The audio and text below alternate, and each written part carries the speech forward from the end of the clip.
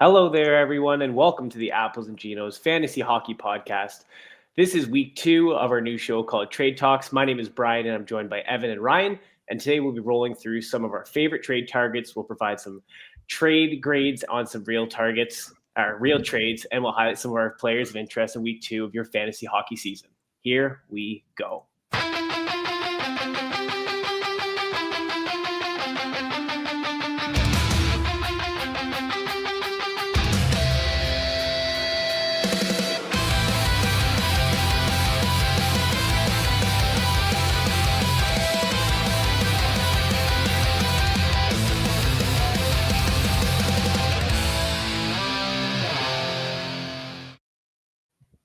All right. Hello, everybody. Welcome into Trade Talks, week number 2 of our fantasy hockey season.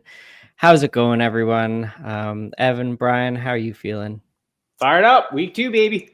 Let's go, boys. Hockey's ongoing as we sit here and talk about trades, and it's exciting.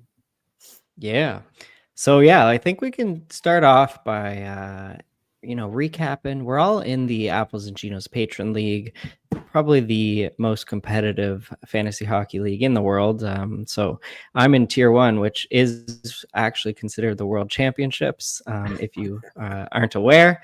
And a little recap. I'm 0-1, not great. Week 1 was not a fantasy hockey streamer friendly week, and I had to just rely on the guys I drafted, and they didn't get it done for me. So week 2, I'm pulling out all the stops. I streamed Mangiapane for an assist last night, dropped him and picked up Appleton, and he just scored for me tonight. So I'm against Blake, and it's tough competition. He is still projected to win, but I'm hoping to get 500 here. How are you guys doing in the APL?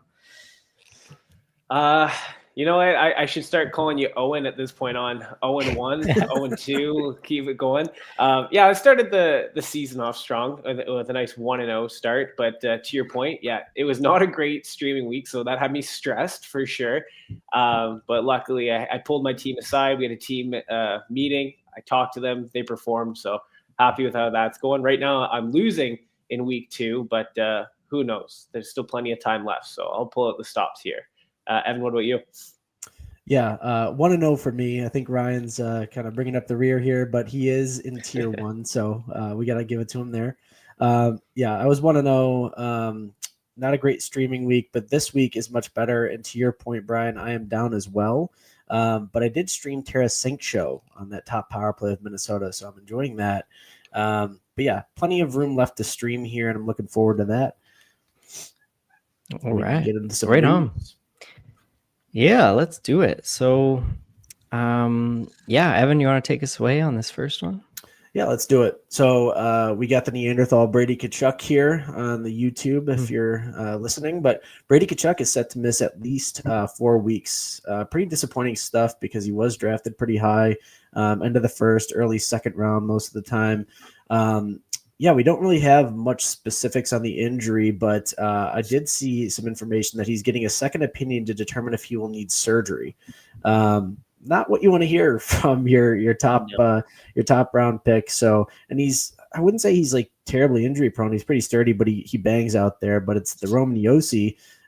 Potts is coming for Brady Tkachuk here. It's contagious. So, no, he got hit. But I was interested to see there was no player hearing on that either. But moving on, PLD is day-to-day, and then I believe they had Sonny Milano up on the top power play, which is an interesting look. Not great for Chikrin owners, considering he's scoring OT winners out there, but something to monitor. Vinny Tro, to my dismay, is deemed week to week, as I have him in a few spots.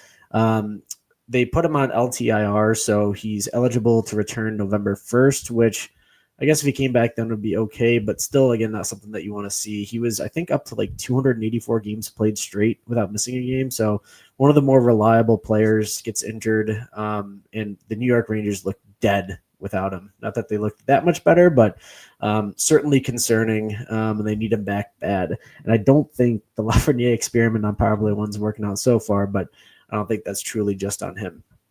And moving on, Aiden Hill is injured in Tuesday's game again, to my dismay, as an Aiden Hill owner. So all these players are actually part of some of my teams, which is really hurt me reading the slide here. But yeah, it was weird. He got run into and then took a shot off the mask and then took a shot without the mask. They said it was a lower body injury. But literally within seconds of him getting injured, I went and scooped up Akira Schmid. So if he's out for any extended period of time, then that could do you some well there. Moving on to our next news segment. Ryan, you want to kind of get into this? Sure thing. And yeah, like Akira Schmid, he is the 0G grab now if Aiden Hill misses any time. I actually did draft him in one of my Cats League, him alongside Scott Wedgwood and Charlie Lindgren, and I am just crushing those goalie cats. Full 0G. Loving it. Yeah, but Jake Wallman, he's gearing up to play, so that's good news. I think he has a lot of potential to put up 40-point pace, tons of blocks, tons of shots. So if he wasn't drafted in your league or he's just sitting on the waiver wire, take a look. Lucas Raymond was hurt in Monday's game, and he is out tonight on Wednesday with Mason Appleton moving up to that top line, who scored a goal tonight, and Finney is still on that top line. I didn't see a power play, though. I'd be curious to see if it was JT Comfer. I know they did the game that Raymond got out, so we'll see about that. And then Drake Batherson has made his return to hockey. He's playing tonight, so that's good news for all the Batherson drafters. He only missed 3 games. And then Jacob Markstrom, he will be out for a couple of weeks on the New Jersey Devils. So Jake Allen, go get him. He could be a valuable streaming option as well. Brian, you want to take us home? Yeah, I'll take you home here. Anze Kopitar, who has been on an absolute heater to start the season, is out with a lower body injury, as Blake likes to say. We got a couple of lower body injuries here. Kemper is also day-to-day, which kind of came as a bit of a surprise, but it might be a good thing considering he has not started the season too hot, a sub 900 save percentage through 3 games. So this might give him a good kind of reset here. So I don't expect him to be out long-term. But as it stands today, he is day-to-day. So if you have the spot, put him on the IR plus, pick up a streamer, maximize those lineups there. Klimberg, which I know a couple people were eyeing as he was quarterbacking the power play in San Jose. He's out with a lower body injury as well. And then what's most interesting, I think, is Stefan Nason is close to return. I know initially he was going to be out a little bit longer, so interesting that he's nearing a return. We don't know exactly what the targeted date is, but once he gets back, is he going to hop up to power play 1 again? He was pretty effective there last year. It'll be interesting to see what Jersey does with him. Yeah, that Jersey power play, they recently switched Luke Hughes for Hamilton, but Timo Meier got up there too and scored a power play goal. So as much as the Luke Hughes demotion broke my heart, it's Timo time, maybe. It's Timo time. What did you guys see? I think there was a report that came out that said Keefe was saying that they're going to switch up their power play based on the team that they're playing, which I think is absolutely ridiculous. There's no way that creates any consistency or chemistry. Yeah. And I just want to make a point that goal was Timo Meier. It wasn't Dougie doing anything. So we need to get Luke Hughes back up there. Keep Timo on there, get Dougie out, Luke Hughes in, and then we're in business. I think we can all agree. I agree. Yeah, well, in my opinion, I think Dougie being the right-handed shot is the replacement for like the Dawson Mercer right-hander randomly, just to have a right-hander on there because Timo up there is a lefty. Yeah. Who knows? We'll see. Give Luke Hughes a backwards stick and get him out there. That's right. Yeah. Tell him to just shoot backhanded. You guys, all right. Before we get into the trade targets, let's set up some of these comments. We got our dedicated viewers here. This was before the show. Someone in my league dropped Stamkos. Should I pick him up and drop Bennett or pick up Leo Carlson instead? Without any scoring settings, I would say yes. I'm certainly on Stamkos over Bennett at this point. I don't know about Leo Carlson. He's looking good on the top power play. What do you guys think? Honestly, without knowing the type of league, I think just based off talent alone, I would bank on Stamkos over the other two there. But I'd probably go Stammer, Bennett because of his deployment, and then Leo Carlson there. Yeah, again, similar, but if it's a Cats league or anything with good hits weighting, if you drafted Bennett, it might be one of those leagues if you drafted Bennett, because so I would be keen to hold on to Bennett. He's getting killer minutes while all those injuries are occurring on Florida, so I'd still hold on to Bennett if it's a hits heavy league. Yeah, absolutely. We'll run through a few more here and then get into trade targets. Armin's back. Can you please talk about Parekh, Tays, Philly in general, buy low targets, sell high targets, Sveshnikov, Fowler, Falk?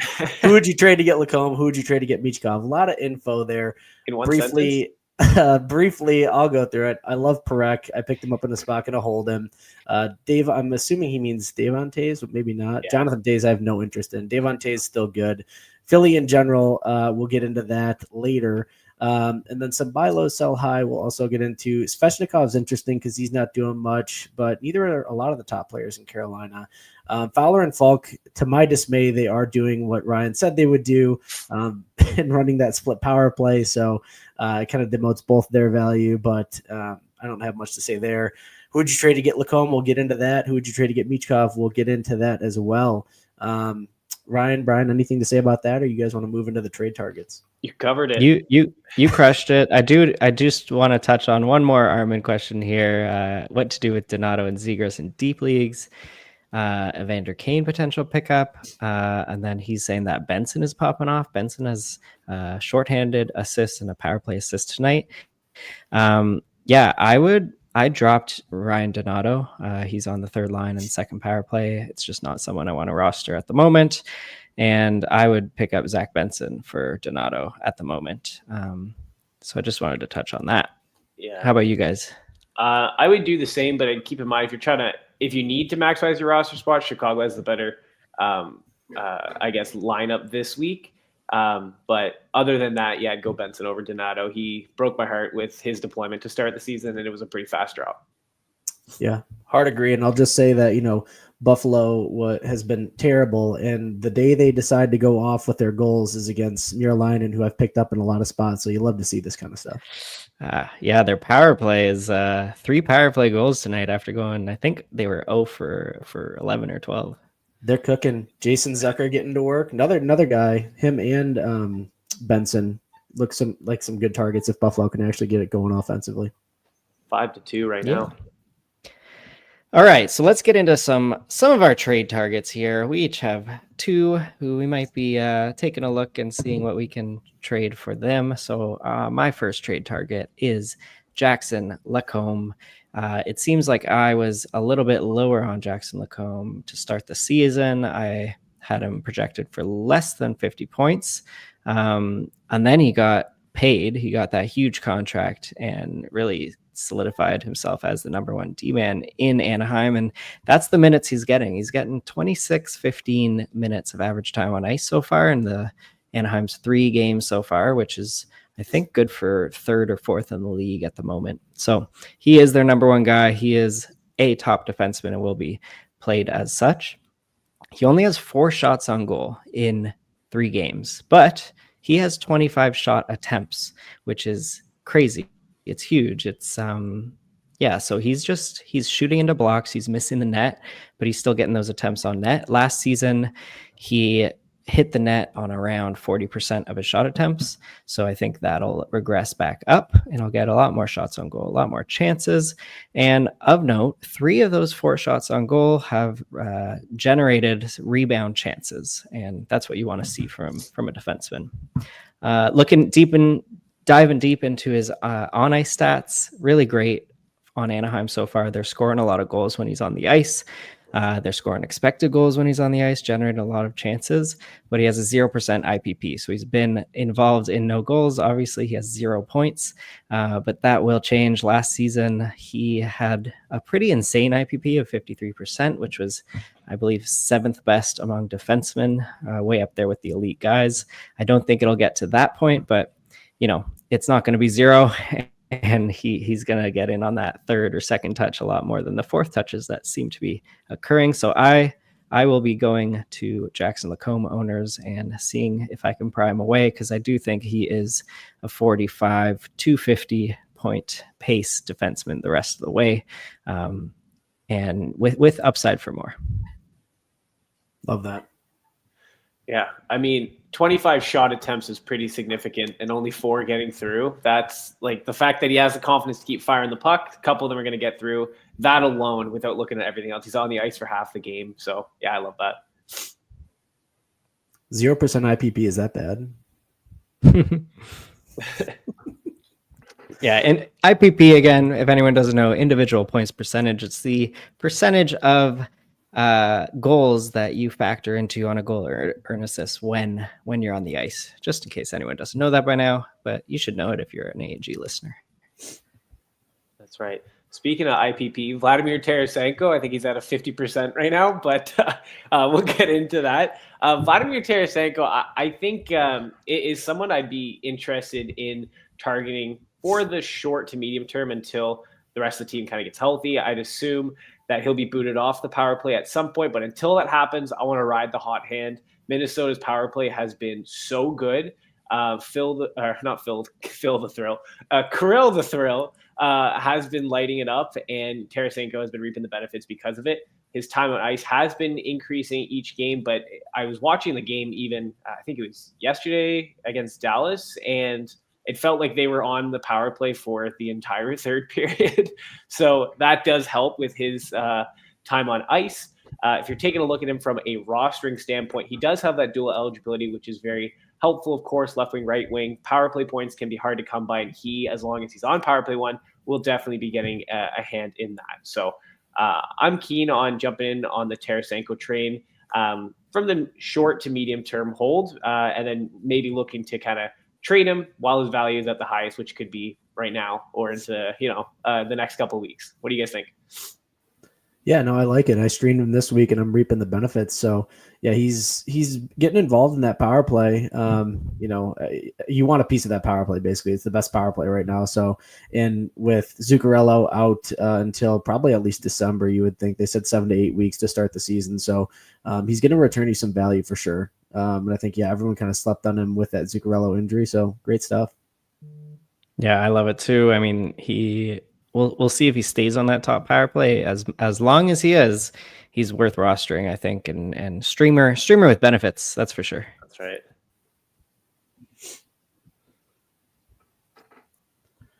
All right, so this is an interesting trade target. Artemi Panarin. Now, some of you might be thinking, well, I'm going to have to give up an arm and a leg, and you're probably right. However, there are a lot of managers like myself that have started to hit the panic button with New York in general. With Vincent Trocheck out, it's looked real bad. It looked bad, before he got injured, and it looks even worse now. Artemi Panarin has 2 assists in 5 games played. I'm sure that's what we all drafted him for in the second round. If you got lucky in the third round, is this a coaching thing? Is he, is it a chemistry issue? It could be a lot of things. Realistically, he's still shooting the puck decently, but their power play is abysmal. Lafreniere, has gotten some shot attempts off there, but they're not converting. I think there's just bad juju in the room. Like, you look at some of these interviews with JT Miller after, and he's saying, like, this is not a thing. It's not real. Don't make it a thing. That's what you say when it's a thing. And when everyone's making a thing and it becomes a thing. So I think you could go to a concerned fantasy manager with Artemi Panarin and say, look, I can give you, an overperforming guy let's say like a Pavel Dorofeyev. Throw in a Pavel Dorofeyev and kind of like a mid-round center or something. Rupe Hintz maybe is doing really well with Dallas. Does somebody take the bait on that? Artemi Panarin for Rupe Hintz and Pavel Dorofeyev? Maybe. I think you could just put your feelers out there and see what you can get for him. But certainly a great buy low at the moment. Any comments on that, guys? I'm stuck with something here. You said that there is some bad mojo in the locker room and JT Miller's getting interviewed. And it seems to me, if I recall, every single time there's some bad mojo in a locker room, why is it that JT Miller is always in the mix? I don't know. Yeah. I think you could definitely jump on some scared managers and maybe try to prioritize Panarin, especially coming off of a down year like he had last year to his standards. I'm thinking a lot of people probably drafted him with the hopes that he's going to return to their Artemi Panarin the year before. So the fact that he's not off to that start, that could definitely scare some people. And I'd definitely jump on that. Yeah, I'd jump right on it as well. He's another player who he has a low shot on goal percentage to shot attempts. He's only hitting the net on 33% of his shot attempts right now in the first 5 games. So he's still firing the puck plenty. And yeah, I think we'll see it turn around for him and likely turn around in New York. Yeah. All right. Next up, speaking of New York, I got another New York Ranger trade target for you. I've been looking at some Lafreniere owners, Alexis Lafreniere. Vinny Trocheck is out. He's week to week, and Lafreniere is now solidified on that top power play. He was getting a few looks before when Trocheck was there, but he's a spot. He's really there now, and they haven't had any success yet. And he's had just 1 point, 1 goal in 5 games played. But all of his rate stats are looking good. He's increased his shot attempt rate, his shot on goal rate, his individual scoring chances rates. So things are looking good while Laffy is on the ice in terms of offense. In terms of defense, things are not looking great. The Rangers are getting scored a lot of goals against when he's on the ice, as well as expected goals against. So I think they have some stuff to figure out, but he's still generating a lot of chances, and I love that. He's averaging almost 4 shots on goal per game, and just playing with elite guys as the Rangers start to turn it around. I think Alexis Lafreniere will have something to do with it, and maybe, just maybe, he'll stay on that top power play even when Vinny Tro is back. So a lot of upside here. And Laff was like drafted in the 15th round, 16th round. So I think it won't be so hard to pry him away from managers. What do you guys think about Laff? Yeah, I mean, I picked him up. A couple of people had dropped him right before the Trocheck injury. So I was able to scoop him up, and yeah, I'm happy. I'm happy so far because he also has been shooting, hitting, blocking as well, which definitely does help, even though he's not scoring. But I think those goals, those points are going to start coming, especially if he is on that top power play. There's a lot of talent around him, and I think we can all hopefully agree that the Rangers power play won't be as bad as it was last year. So if that's the case, I think he's going to get a little bump there. Yeah, while Vinny Tro's out, he's going to get that spot, and he has looked good, like passing the eye test. Like he's skating out there. He's actually like, maybe I just didn't watch a lot of Alexis Lafreniere last year, but he seems like he's skating better. Like he's faster. He's entering the zone better. So I don't have any stats to support that, just my eyes. So the eye test. We move on. Scientific. The eye test. The eye test. That's right. Yes, sir. And hold on 1 second here. And for those of you listening, we should also mention Vinny Tro. We all know, friend of the show. Because he's not on the ice, he's actually in the back working on, producing a couple lists. So we got to thank Vinny Tro, who's always been a friend of the show. Awesome. Yeah. So moving on here, Sam Bennett. I think everyone kind of going into the season took a look at Sam Bennett. We're like, okay, this is great. He had a great playoff. He's going to do really well. And then that news with Barkov came out, and Bennett owners are jumping for joy. Like, oh my gosh, he's going to pop off. It's going to look great. Hasn't been the case so far. Now, with that in mind, to Ryan's point earlier, he has a lot of bangers weight. He really does cover a lot of categories. If you're in a Cats league, points league, he will cover. I'm taking a look at some of his stats right now. His average time on ice is 18 minutes, 52 seconds. So he's on for a lot. Line 1, power play 1. Yeah, he started the season slow. I think he just scored his first goal, like literally the last game. So maybe people are, maybe thinking, oh, okay, sigh of relief. But if he goes another game without points, you can definitely play on that fear factor there. His IPP now, just like Tarasenko, is also at 50%. So could be a thing that maybe he's the 4th or 5th person touching the puck. So if that does start to change, he'll get a couple more points there and he'll be reaping the benefits. So I would definitely be jumping on Sam Bennett, especially as the Florida Panthers continue to get depleted. I saw Sam Miskevich got bumped up to the top line. Everyone's been kind of moving around, but Bennett has been pretty much solidified in that top spot. And yeah, I think that's going to be where he lives for this season, for most of the season, I guess. So yeah, I'm jumping on Sam Bennett.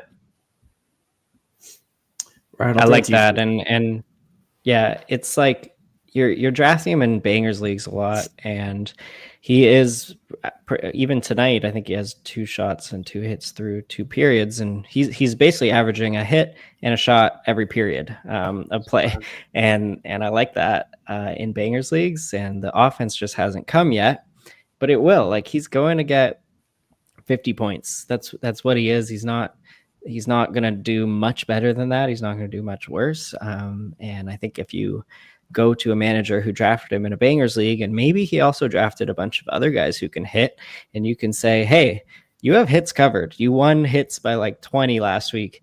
Sam Bennett is doing nothing for your offense, and his hits are just being wasted away. So I'm going to offer you, who do we have to offer? We can give him Buchnevich. Sure. Yeah. I'd give him Buchnevich. I'd give away.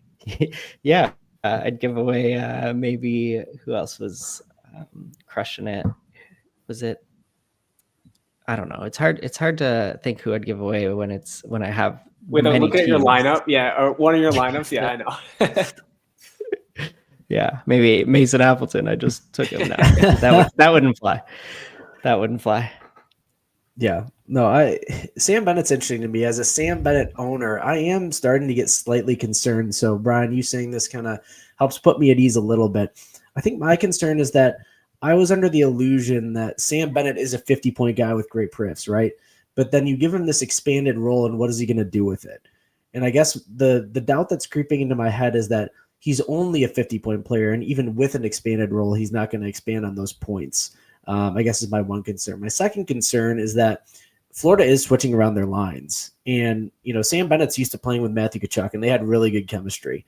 Now, my thought is Sam Bennett's first line. Well, first line is where Sam Reinhart is. He's not playing with Sam Reinhart now. He was playing with Carter Verhaeghe and Brad Marchand, and then they moved Carter Verhaeghe to the third line and put Sam Miskevich up there. So to me, Sam Bennett needs a little bit more talent around him to be able to kind of, I guess, produce at a higher clip is my thought.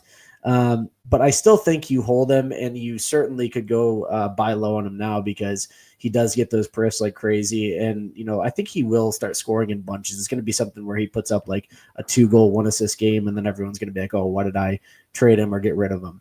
Brian, any rebuttal to that? Yeah, a little bit. I think if you drafted Sam Bennett, you drafted him knowing he's going to get 50 points with a lot of good perfs. So if you're expecting that to change by 10, 20 points, like you're out of your mind. He's going to still get the 50 points. He might get more shots, might get more hits because he has more time on ice. But I don't see his points changing too much, but the value of him as the player is still there. In fact, it's gone up because he's on that top line, has more minutes, is on that top power play. So, yeah, I think his value has gone up, but you shouldn't be expecting 5, 10, maybe 5, but 10, 15 more points out of him. No way. But the peripherals, yes, those can go up. Yeah, I like that take. Can we just get in Paul Maurice's ear like a bug and just tell him to put Sam Reinhart with him, and then it'll be I got him on the phone. Let me just make a call. Okay, good. Glad we took care of that. Brian's on it. Before moving on to our last trade target and my guy Matthew Barzell, read some of these comments again. T-Dub, hey guys, I have Jack Hughes, Brett, and Timo in a Bangers Cats league because I couldn't pass on Timo in round 9. Should I be looking to move off? I'm assuming you meant move off of one of them. I don't necessarily think so. I mean, unless you're just really scared of having like a triple devil stack, it has to be like you're looking for somebody to get for one of those players. But I mean, Timo's really good in Bangers Cats League. Brett hits a little bit too. I mean, honestly, maybe Jack Hughes, like if you can get really good value, but I'm not sure I would even do that either. So yeah, I'm not really pressed to get off of one of them. Ryan, what do you think? Yeah, I wouldn't be too worried about a triple stack here, especially on the Devils. Devils have a pretty good fantasy hockey schedule throughout the season. I believe they're like top 8 in like off nights. So I'm fine with that. If you're worried about, I don't know, Jack Hughes' injury, you could, try to trade him away. But if you have him, you're not worried about it. Yeah, I'll second that. I wouldn't be worried. Those are 3 studs. You want them on your team. And yeah, Ryan, they have the 6th best off night schedule in the league. Ooh. So that's gonna play. You'll be laughing when you have the off nights and your opponent has no one playing on that off night. So I'd keep them and I'd manage the team around them. Also, I don't know if we ever covered this, but Ryan was very much concerned about Jack Hughes not changing his play style and continuing to injure himself in the same way. And I'm pretty sure I saw a report where a reporter asked him the exact same question, and Jack looked him right in the eyes and says, "That's the stupidest thing."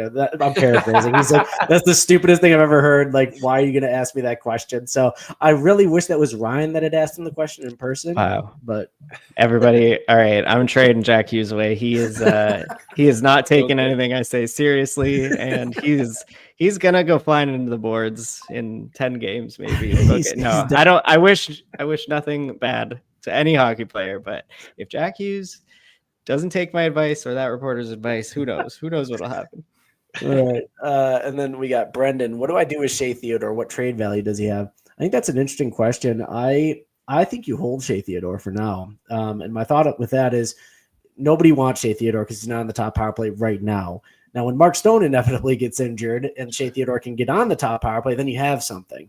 That's kind of my thought. And I still think he's going to get like some points at even strength. He's a great offensive defenseman. Noah Hannafin's still been out, and we don't really know what the situation with that is. So I'm holding Shea Theodore. I don't think you're really going to get much trade value for him without the power play. Brian, what do you think? Yeah, I would look to trade Shea Theodore. Maybe not yet. Maybe because I think he's still more than capable of getting 50 points without the power play.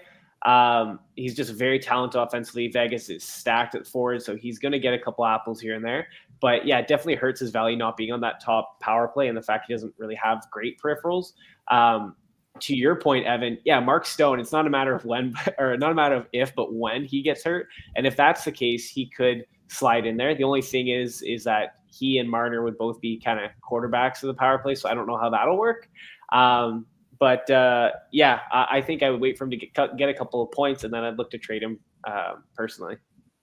Yeah, I think that like Mark Stone, who knows? He said he was at 100% health, but I don't know. He's the one player that I would bet on getting injured or not playing 82 games, and you see Mark Stone having great chemistry on the power play over there with Dorofeyev. He assisted on, I believe, almost all of Dorofeyev's power play goals down low, and that's something that I think Mitch Marner would be able to do well on the power play. Just move Marner to Mark Stone's spot to sauce some pucks over to Dorofeyev and get Theodore on the point. God, should we be NHL coaches? I feel like we could have a spot, especially as like a power play coach on a team. I think we got it down. It's pretty easy. Just put the best players in the best position. Brilliant. Yeah, I would crush fantasy hockey if I was a coach. I would just all right, I'll get into my make all coaching. Yeah. Yeah, exactly. Matthew Barzal, he's currently line 2, which is not the best for his value, but he's skating with Palmieri and Duclair. He's getting insane ice time. His average time of ice is 22-14 so far. I feel like the Islanders aren't generating a ton of offense, and so eventually it's going to be a thing where, kind of like in Edmonton with Draisaitl and McDavid, they're eventually going to put Barzal with Horvat to try and generate some more offense, or they should. Again, coaching perspective. And he's on that top power play. I feel like he's going to start to go off here. I feel like he hadn't played hockey in a year. He has a slow start. A lot of people did draft him kind of at value, thinking, I can get him in the 10th, 11th plus round and get a 70-plus point player. So, it'll probably be hard to pry him away from those managers that did that. However, I do think there's value here still. And I think that if he even like goes another few games on like a slow start, I'm completely buying in on Matt Barzal this year. I think he's going to get back to business. It's just a matter of time. Brian, your thoughts on Barzal? Yeah, I mean, I got Barzal in a couple of spots. So, I'm going to hold on to him. If I get a couple of trades, I'll be like, Evan. No, if you watch any of the Islanders game, which I know aren't fun, but if you've seen any of the Islanders games, Barzal is always, it seems like he's always out there, always has the puck. So he's flying. I think the points are coming. He does pass the eye test. But yeah, the problem is the Islanders have been getting out behind the 8 ball. Like they're losing before the game starts. And that makes it really difficult to kind of get into the ebbs and flow of games. If you listen to I think it was the most recent episode Blake did, he kind of touched on this as well. And him and I kind of both in the same boat here. I'm holding Matt Barzal. He has a lot of value, and I think he just needs a little bit of a bump by playing with Horvat. I think that could pay off really nicely for him. But yeah, I'd hold Barzell. I love the player. Yeah, I'm all aboard with you guys. I'd be really trading for Barzell here. That average time on ice is pretty insane. It's up there in forwards with Boldy, Cap, Draisaitl, McDavid, McKinnon, Marner, and yeah, sign me up. He'll have, even if the rate stats aren't there, he'll just get points and fantasy points based on the ice time if he sticks to it. Yeah. All right. Next up, we have trade grades. So we have a bunch of nice trades that have actually gone through, and we're gonna provide our grades. Did you get fleeced? Did you do the fleecing? Was it a nice fair trade? We'll see. So if you don't know about this yet, get in the Discord and you can submit your trades in the content team mailbag channel, and we will shine on your trade and we'll provide a trade grade. So I'll get into the first one here. We have a Cats League with goals, assists, PIM, plus minus, power play points, shorthanded points, shots on goal, blocks, and hits. So pretty much every banger category, including PIM and including plus minus. Gross, but we're gonna get it in there. So we are giving away Artemi Panarin and Clayton Keller, and we are receiving JT Miller and Alex Tuck. So I'll start over here. This is a true Bangers Cats League, and this for me is an A+. Yes, sir. Woo, the first A+ of the season. Yes, I will take it. So in this league, JT Miller is one of the top 10 guys in the league in my books. You're trading Artemi Panarin, you're getting JT Miller. So if you're scared of New York, it's a wash there. But Miller is much more valuable than Panarin in this league based on the categories. Panarin does pretty much nothing in hits, in blocks, in PIM, where JT Miller provides some value in all of those. And then you're giving away Clayton Keller, who has started a bit slow, and you're getting Alex Tuck. And we all know how we feel about Tuck, but especially in Bangers leagues, blocks, even PIM and plus minus, he's going to provide value for you there. So this is just a slam dunk. Yes, sir. Take advantage of a manager who maybe doesn't really know the value of each category in this Cats League. Panarin and Keller are guys that should be rostered heavily and drafted highly in a lot of points leagues. But in this league, Tuck and Miller, just the value is a home run for me. Evan, up to you. What do you give it?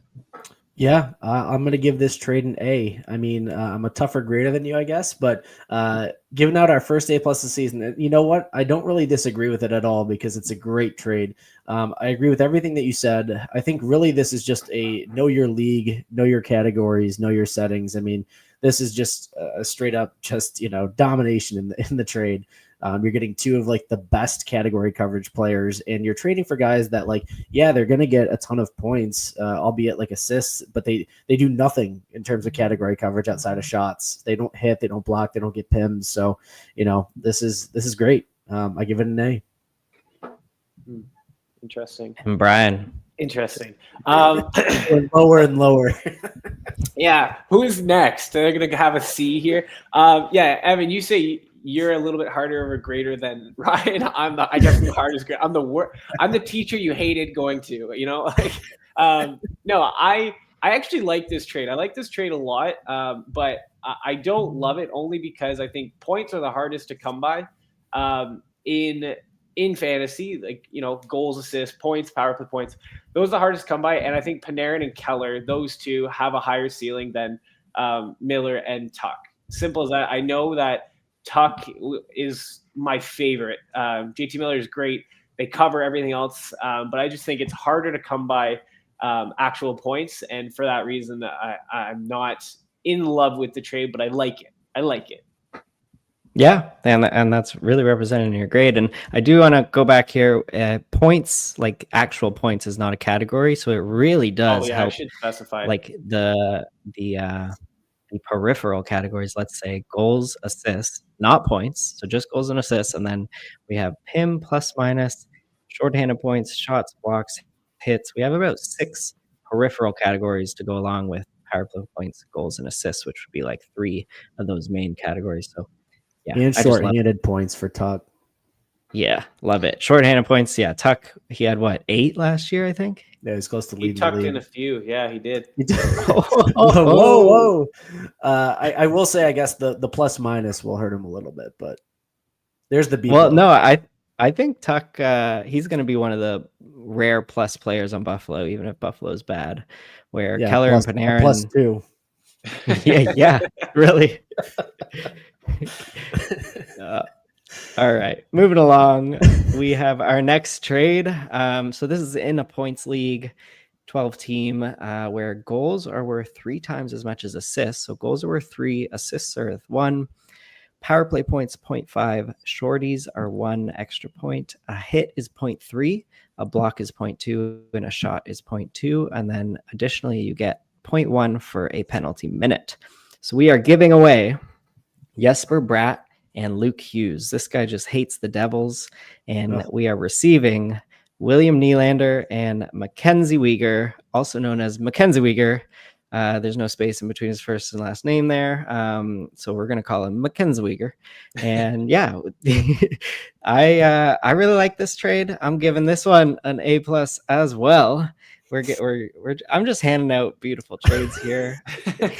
Yeah, Ryan's the teacher's giving everyone A's. My God. Yeah. But yeah, in this league, again, this is a league settings win for me. You got goals 3 times as much as an assist. William Nylander, he's going to score a lot more goals than Jesper Bratt. They might have the same amount of points, like actual points in the end, but Nylander, he'll get close to 40 goals, where Bratt might only get 25.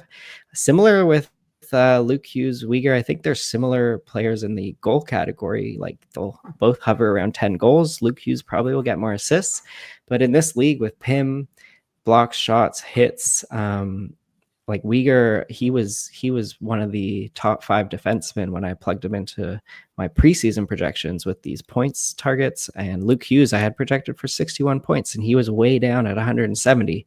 So I just love this. Again, it's knowing the points and the setup, and give me Willie Nylander, give me Mackenzie Weegar.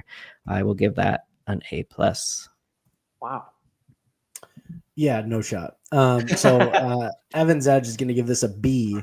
I understand the side of it in terms of the point setup. My problem is we got shorthanded points, which I'm really going to like Jesper Bratt for there. And I just think that, again, like I'm going to say it, but I'm so high on Luke Hughes. This whole, like, you know, the Devils coming out and saying they're switching up the power play, I don't think that lasts. I think he really is going to skyrocket this year. And this is also, again, there's no proof of concept of this yet, besides the fact that Zaneprek is actually on the roster now. But I am concerned that Mackenzie Weegar is eventually going to lose that power play spot. Now, it may only be for like the last 20 games of the season. Maybe it's sooner than that. We've seen that with Lane Hudson. It was a rare case, but I think Zaneprek has the talent. So I do think that Weegar loses some of his power play time. And I think Willie Nylander is the kind of one that makes this a good trade for me. I mean, the league settings, again, Weegar's still going to get the PIMs, the blocks, the hits, the shots. But to me, it's more about the team. The Luke Hughes being on the top power play, going to get more points. Weegar going to lose some points. That's kind of where it got into the weeds for me. Okay. Brian's boom. I give it 1 boom. Boom. Oh no. Yeah. Oh no. Yeah. Sorry, could you actually go back to the yeah, we got it. I got lost in my train of thought with thinking how many booms I want to get. That boom. Trade. He was waiting for that boom for like 10 minutes while I was talking. Yeah. So for this trade, I gave it a B+. Reason being, I don't want to give away Jesper Bratt. First and foremost, Jesper Bratt, I think, is so valuable. If you're looking at a 1-for-1 him between Nylander, he's going to hit way more than Nylander. Shots, obviously, Nylander gets the edge there, but shorthanded points, Jesper Bratt's going to get a lot more than Willie Styles. He's styleless on the penalty kill. Power play, they could actually, I'd say Jesper Bratt's probably going to end the year with more power play points than Nylander until Toronto can figure out their power play. So that's really my biggest tie here is I don't want to get rid of Jesper Bratt. I love Nylander. But in this setting, I love Jesper Bratt more. I know, Ryan, to your point, Willie's going to get more goals, and they are valued a lot more. 3 for a goal, 1 for an assist. But I think the other peripheral categories, Bratt has the edge by a significant margin. And for that reason, I want to stay holding on to Jesper Bratt.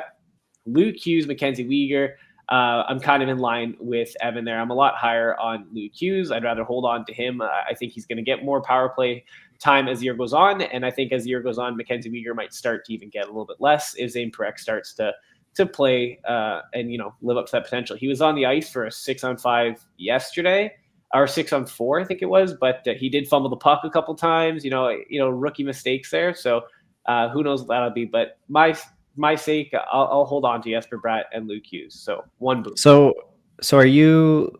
So I'm with my trade grades. We should probably figure this out. I think a B- for me is I'm gonna do this trade, but I don't absolutely love it. And then the C+ is where I probably wouldn't do the trade. So maybe you want to change your trade grade. Would you not do this trade, Brian? Yeah. No, see that thing. I'm right in the middle. I could be convinced if they had a down day, okay, I'll trade it. I'm right on the fence. So I think in the B range, I can be swayed either way. And then A, absolute smash will make that trade. C, I won't make that trade. B, you can convince me either way. And then where I'm leaning right now is I want to hold on to Jesper Bratt, Luke Hughes. All right. Well, no, yeah, I think that's a good point to identify what grade would be. I would do this trade. So I gave it a B. I would do this trade, but I don't love it.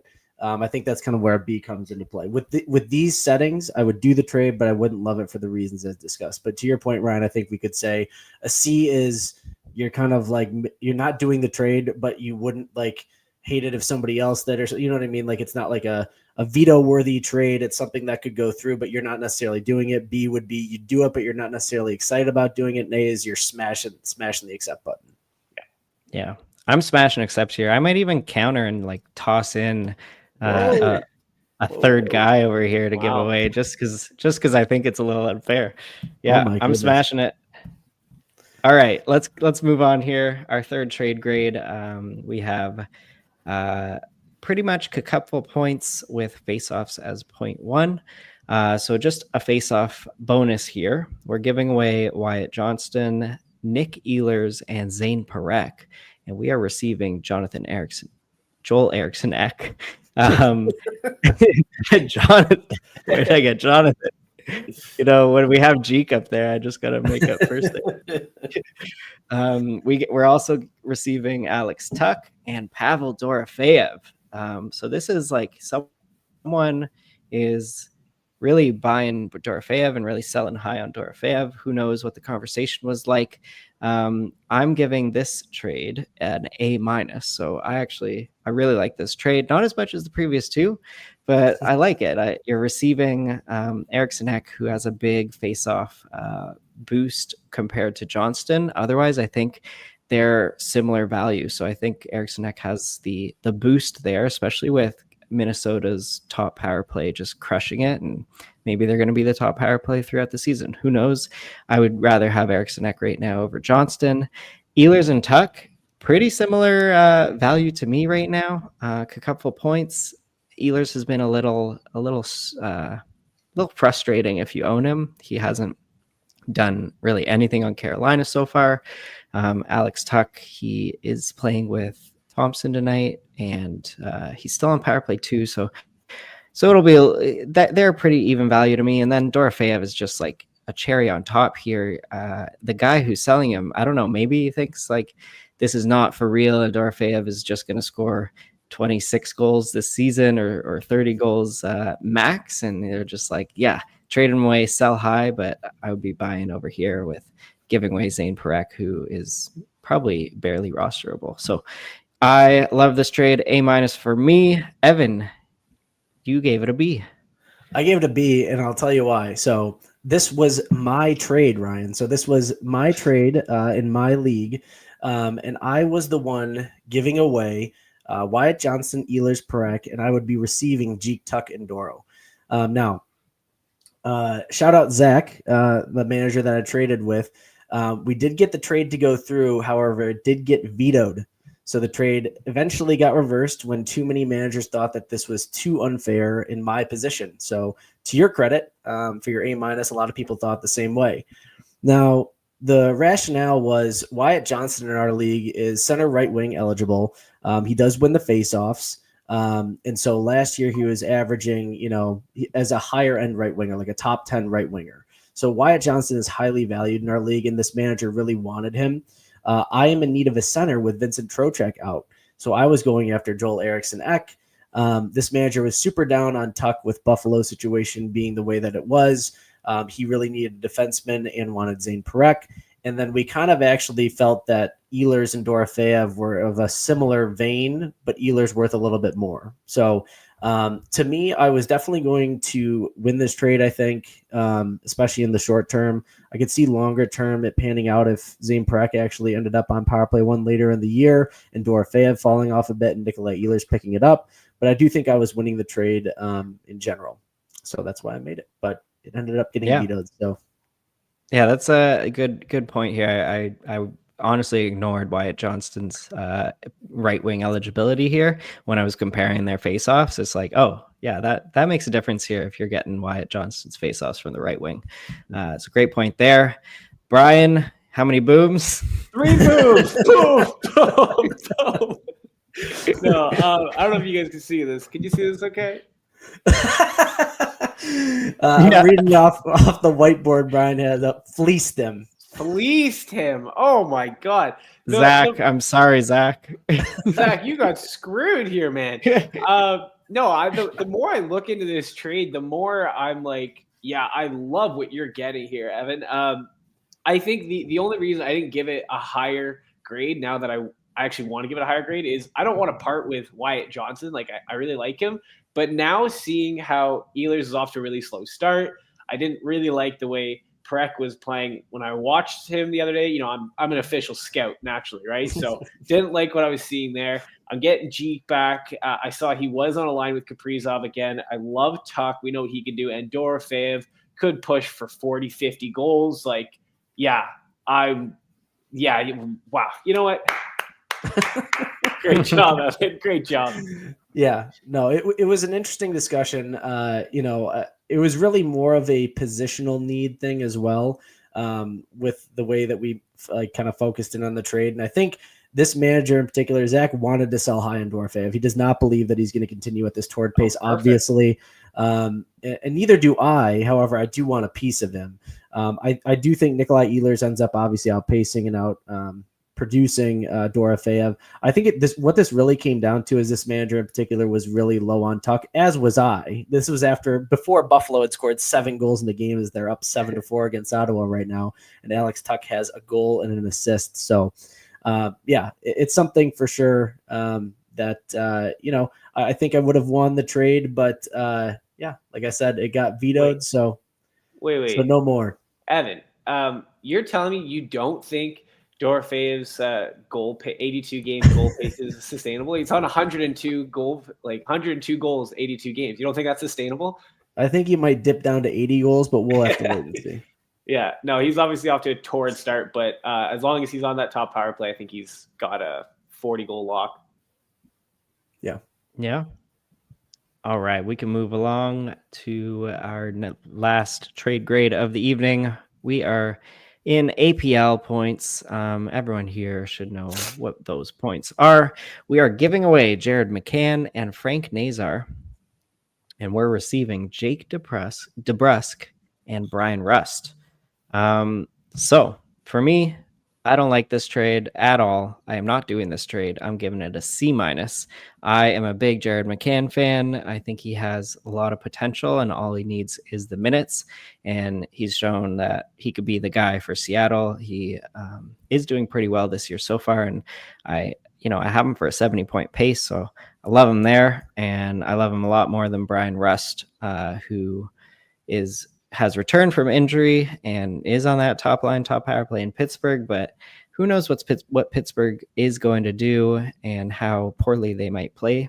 And then Brian Rust could get traded and be a third line guy. So give me Jared McCann over Brian Rust. And then we have Frank Nazar, who has a crazy hot start in Chicago. for Jake DeBrusk. For me, Jake DeBrusk is a 25 goal, probably 40 to 45 point guy on Vancouver here.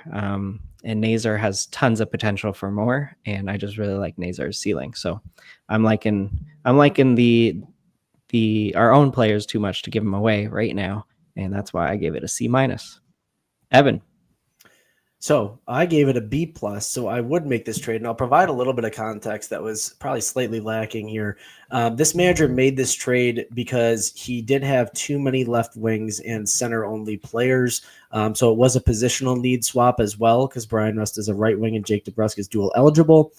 And I think in this format, it's interesting because Frank Nazar, although I do really like him, he's center-only. In this league. So if he was right wing eligible, I definitely would not make this trade. But as a center only Frank Nazar, I don't know. I just don't know that he continues his toward pace. And I also don't think that there's going to be other options available, probably either on the wire or via trade of centers that I'd rather have. I'm not a Jared McCann believer. I think that he's an apples and Ginos favorite because he shoots. He has that goal potential, but I do not like Seattle. I'm probably more down on Seattle than Ryan is on St. Louis and Dallas combined. So I'm not a Seattle fan, and I'm a big Brian Rust guy. Personal friend of the program for me, and I think that Brian Rust is gonna he came back he was off for a week to start the season, but he's gonna be top line, top power play, and I just think he's gonna get to 60+ points, 30 goals, really high shot volume. And I think he's just the best player in this trade versus Jared McCann. Okay. All right, Brian. That brings us to my my evaluation. Brian's boom, no boom. I gave this a D. I gave this a D for don't do it. Do not do it.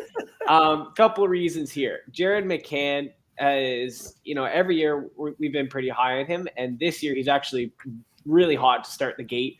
I like the way he's playing. He's putting up a lot of points. In this deal, you'd be giving away the best player, which I'm not a fan of.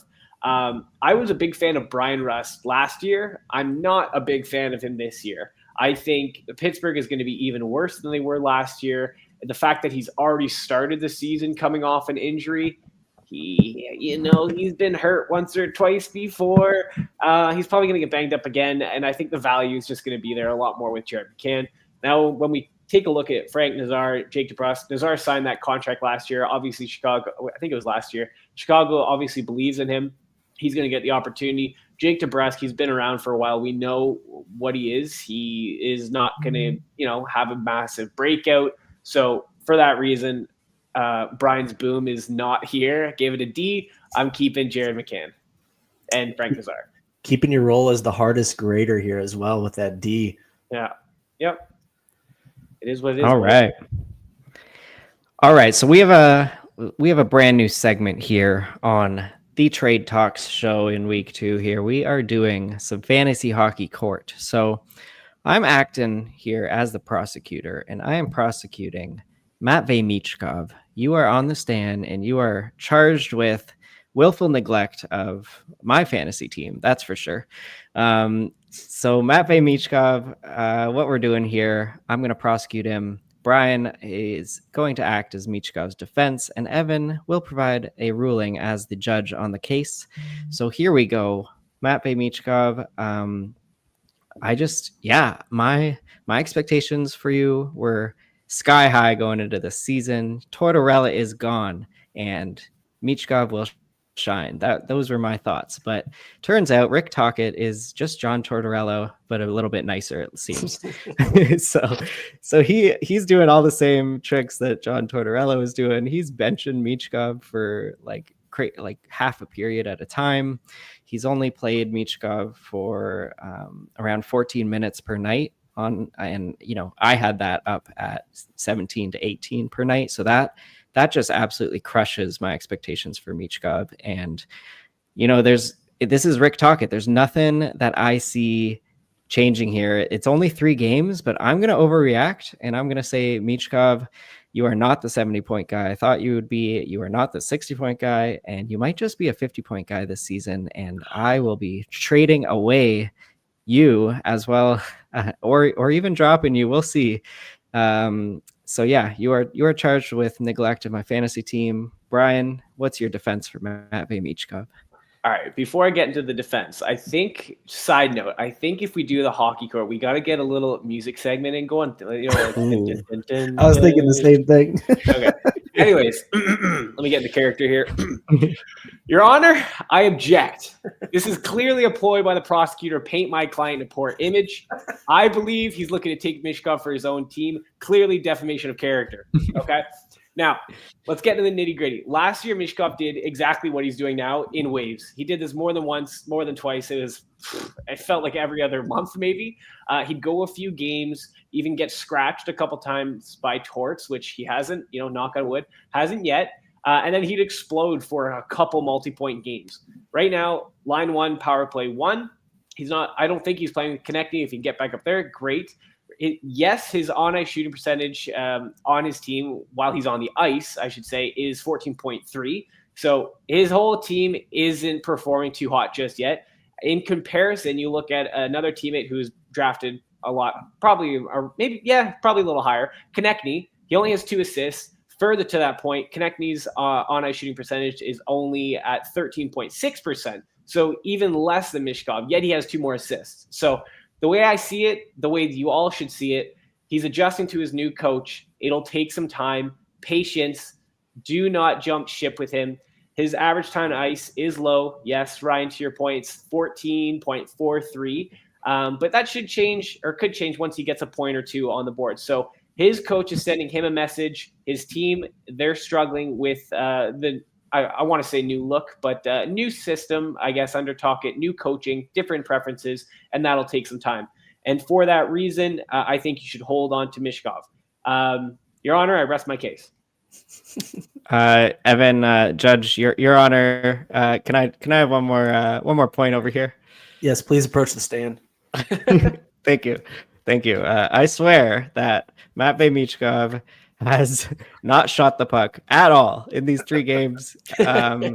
He's been shooting way less. I think he has 3 shot attempts and 3 shots on goal, which is very concerning. His on ice stats are pretty much the same, similar to last year in terms of like shots for while he's on the ice. So he's not taking shots, and that's concerning to me. That is a different player than I watched last year.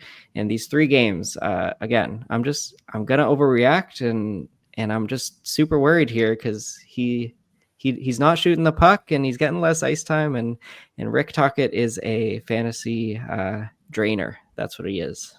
Your Honor, rebuttal. Matvei Michkov charged with willful neglect. I find him not guilty. All right.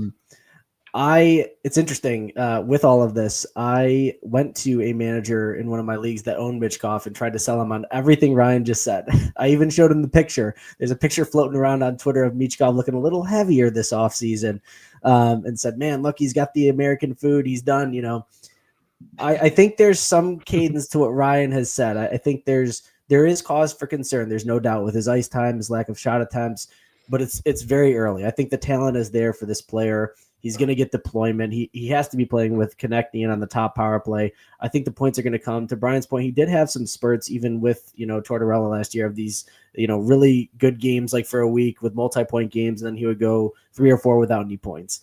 I think it's too early. There was something that he said that he was battling an ankle injury in the offseason, so maybe that is still affecting him. Maybe he's coming out of the gate slow here, but I think it is too early to make this determination that he is somebody that you should be moving off of. He's still so young. I think the talent's just there, but there is cause for concern. So that's not to say, he's not guilty, but maybe we'll let him off with a warning. I mean, there's something to be said here. He gets a ticket.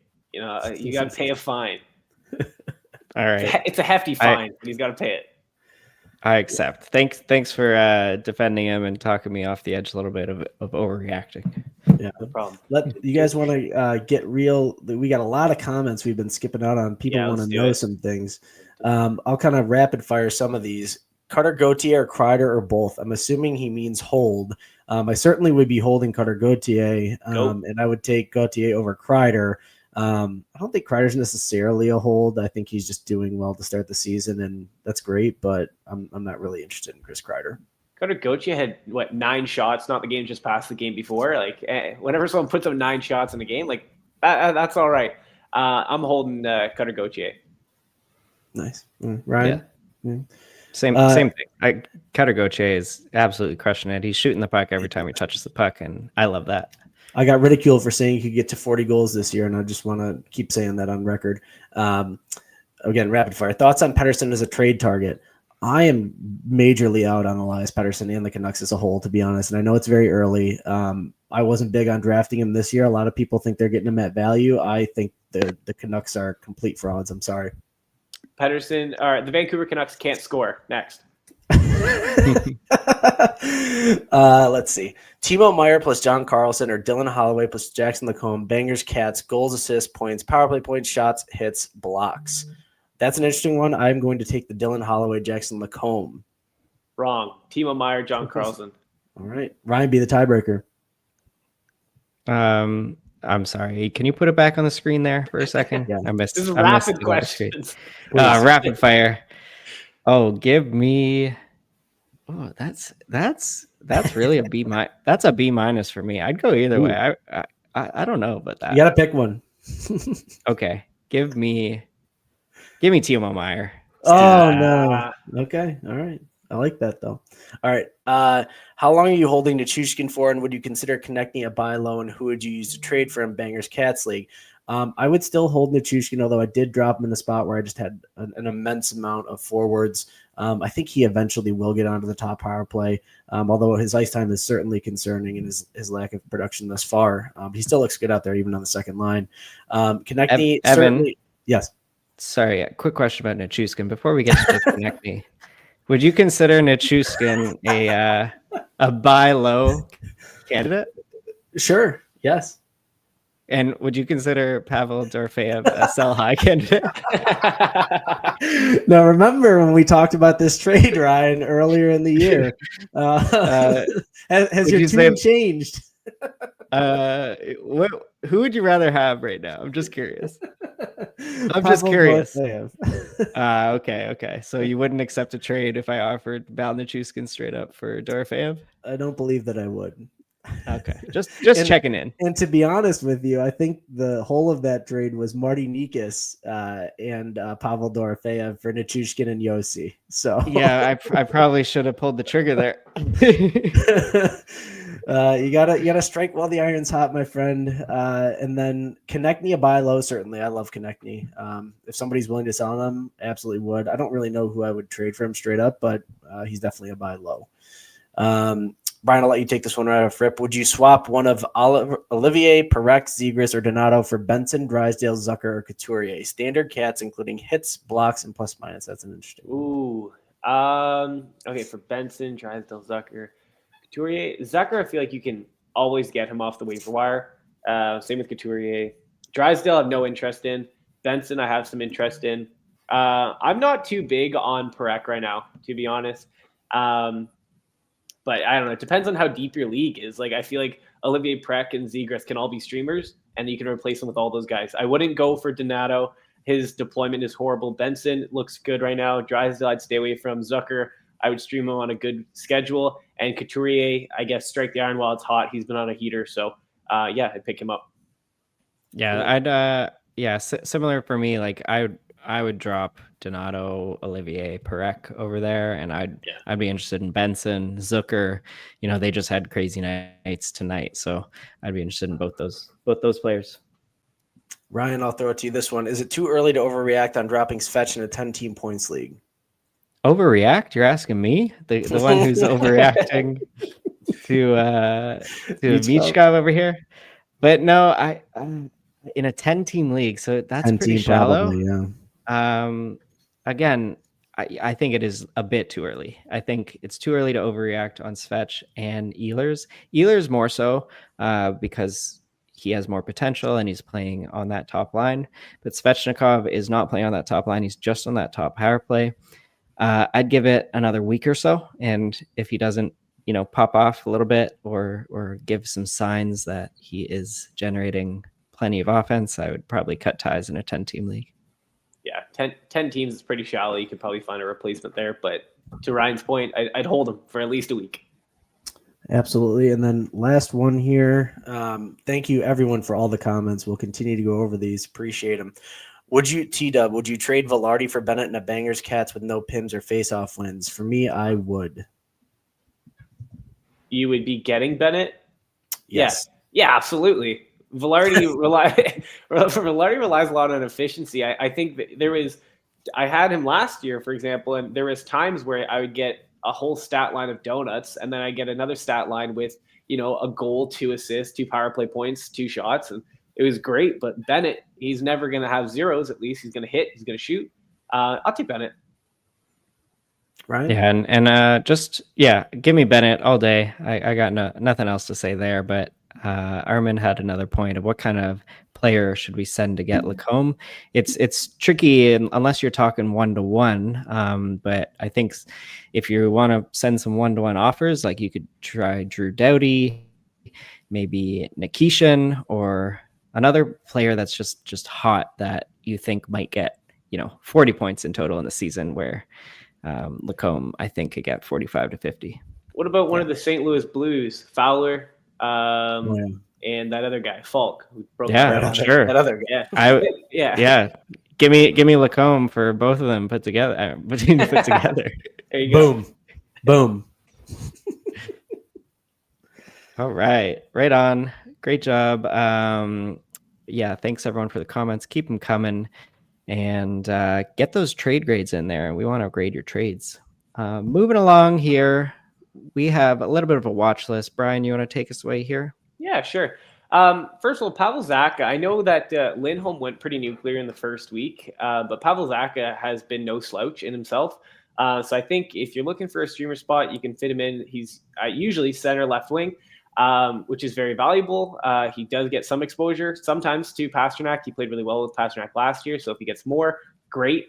But I would strike the iron while it's hot. Like, put up some points. He did do this a couple of times last year, going through streaks of putting up a point a game, and then streaks of nothing. So while the iron's hot, strike it. Have Pavel Zacha for a little bit, and then if you're looking ahead, which you should always be looking ahead for your next matchup next week, Seattle has a great schedule. I think it's the Monday, Tuesday they play, but they play four games that week. Matty Beniers is off to a great start, having some chemistry there with Jared McCann. If Jared McCann's already taken, or if you're up against Jared McCann, try to offset that with some Matty Beniers in you. Great stuff. Love it. All righty. We want you in the Discord with us. We need those trades. We need you to post those trades, and to get in there, we need you to join the Discord. You should also join the Patreon for Apples and Ginos. You should like, rate, subscribe, and comment on this video. It helps the podcast. It helps the channel. So everything you can do to help us out, that would be greatly appreciated. Brian, you want to take us away on the outro here? Yeah, absolutely. I'll just say one last thing. Absolutely send us your trades. It's like an itch we need to attend to. So please send us your trades. We go crazy for them. So with that said, though, that's all we got for this episode. Hopefully it brought you some value and helped you get just a little bit better at fantasy hockey today. Many thanks to Matt Kruber there for supplying the music for the podcast. We appreciate your time. Thanks for listening, and we'll catch you next time.